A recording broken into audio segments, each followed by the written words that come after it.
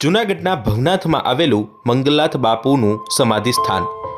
એવું કહેવાય છે કે જૂનાગઢનું ભવનાથ જ્યારે ગામ હતું અને આ ગામમાં ગ્રામ પંચાયત લાવનાર સૌથી પહેલા વ્યક્તિ હોય તો તે મંગલનાથજી બાપુ હતા। મંગલનાથ બાપુ આંખે અંધ હોવા છતાં પણ તેમની પાસે આવનાર કોઈ પણ વ્યક્તિને તે ઓળખી જતા હતા। મંગલનાથ બાપુ ઇતિહાસમાં સૌથી પહેલા પ્રજ્ઞાચક્ષુ સરપંચ બન્યા હોવાની પણ માન્યતા છે।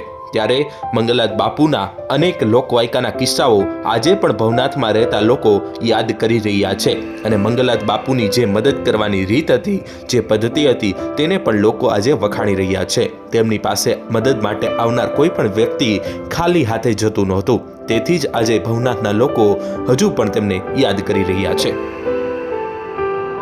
મંગલનાથ બાપુ સત્તા પર દેવરિયા મૂળ રોજિયા પરિવારમાંથી આવેલા।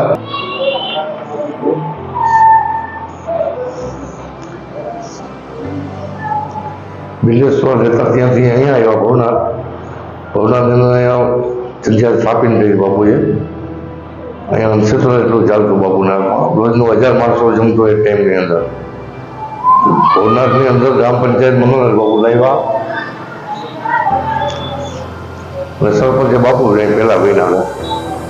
રોજ 1000 માણસો અહીંયા જમતું, સુવિધા થતાં પણ ગમે એ માણસો આવે એને ઓળખી જતા એમ।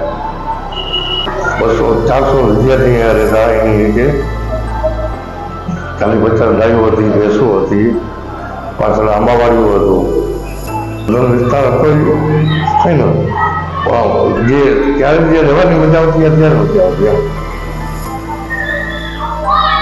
ત્યારે આટલા પબ્લિક નહોતી અહીંયા આવતી, ત્યારે મેળાની અંદર 1000-2000 માણસો આવતા, અત્યારે 10 લાખ માણસો આવે છે। આટલું પ્રદર્શન નહોતું પહેલા। પણ એના પછી આખું ભવનાથની અંદર કોઈ પણ માણસને કાંઈ પણ જરૂર હોય તો મંગલનાથ બાપુ પાસે આવતા। અનાજ કરિયાણું ફીસ ગમે એ પર્સન હોય તો બાપુ પાસેથી બધું લઈ જતા, કોઈ પણ પબ્લિક એમ, કોઈ ઢીનાથી એમને આરોગ્ય માટે ગમે એ ઢીનાથીનો માણસ આવે બાપુ પાસે જે જોતું હોય એને આપતા ભવનાથની અંદર। લોટ લેવાની ઘંટી અહીંયા એક જ હતી, કલોડ જગ્યાની અંદર, એ ફ્રીમાં કરી આપતા બધે, કોઈ પાસે પૈસા નહીં લેવાના। એટલા લાકડાવાળા ઉપર ત્યારે જતા, બધા બપોરે જમીન જતા, 1000થી 2000 માણસો રોજનું જમતા અહીંયા।